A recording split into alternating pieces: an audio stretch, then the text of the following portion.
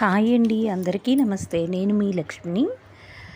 ఇది కూడా నిన్న చెప్పుకున్నట్టే వ్యక్తిత్వ వికాసానికి సంబంధించిన ఒక అంశం. మారతారా, మారుస్తారా? రిజల్ట్స్ వస్తున్నాయంటే సందేశ్కి గుండె దడగా ఉంది.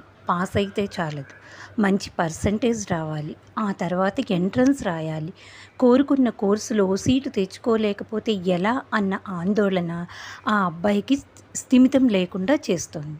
అది గమనించిన తాతయ్య మనవణ్ణి పిలిచి పక్కన కూర్చోబెట్టుకున్నారు. ఈరోజు రేపు పిల్లలకు ఏదీ పాఠంలాగా చెప్పకూడదని ఆయనకి బాగా తెలుసు. అందుకే సరదాగా మొదలెడుతూ, కోడిగుడ్డు కింద పడేస్తే ఏమవుతుందయ్యా అని ప్రశ్నించారు. పగులుతుంది తాతయ్య అని చెప్పాడు సందేశ్. మరి బంగాళదుంప? ఏమీ కాదు, అది గట్టిగా ఉంటుంది కాబట్టి. అయితే బంగాళదుంపని, గుడ్డుని, కొన్ని కాఫీ గింజల్ని విడివిడిగా నీళ్ళల్లో వేసి ఉడికించామనుకో, అప్పుడేమవుతుంది? తాతయ్య అడిగారు. సందేశ్ తాతయ్య వంక ఆలోచనగా చూస్తూ, ఉడికాక కోడిగుడ్డు గట్టిపడుతుంది, బంగాళదుంపేమో మెత్తపడుతుంది, కాఫీ గింజలు కాచిన నీరంతా కాఫీలాగా మంచి సువాసన వస్తుంది అని చెప్పాడు. గుడ్, బాగా చెప్పావు. మూడు వేడి నీటిలో ఉడకడం అనే ఒకే రకమైన పరీక్షను ఎదుర్కొన్నాయి, అయినా వేరువేరుగా స్పందించాయి. మనం కూడా అంతే. సమస్యలు, కష్టాలు అందరికీ వస్తాయి. వాటిని ఎదుర్కొనే దాన్ని బట్టే మన భవిష్యత్తు ఉంటుంది.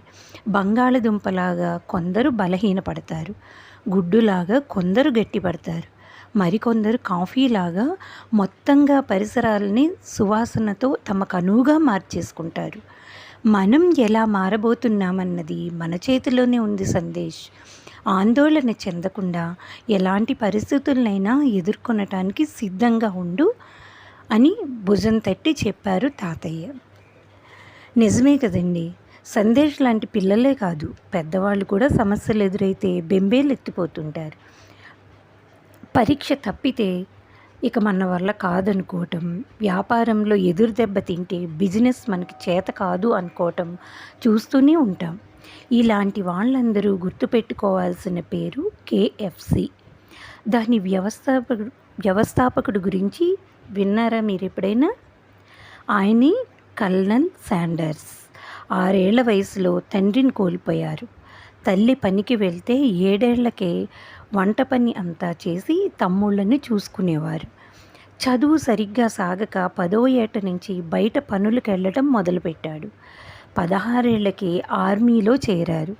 అక్కడి నుంచి తిరిగి వచ్చాక 40 ఏళ్ళు నిండే వరకు ఆయన చేయని పని లేదు. పెళ్లి చేసుకుని 3 పిల్లలకు తండ్రి అయ్యాడు, కానీ సరైన ఠికానా లేదు. 40వ ఏట ఒక పెట్రోల్ బంకులో చిన్న రెస్టారెంట్ పెట్టి చికెన్ వెరైటీలు చేసి అమ్మటం మొదలుపెట్టారు. వాటికి బాగా పేరొచ్చింది.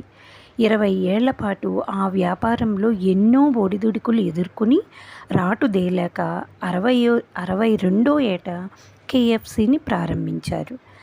దానికి తానే బ్రాండ్ అంబాసిడర్గా ఉంటూ ఏ స్థాయికి చేర్చారో ఇప్పుడు మనందరం చూస్తున్నాం. అందుకే ఫలితం గురించి ఆలోచించకుండా పట్టుదలగా పనిచేయటమే మన వంతు.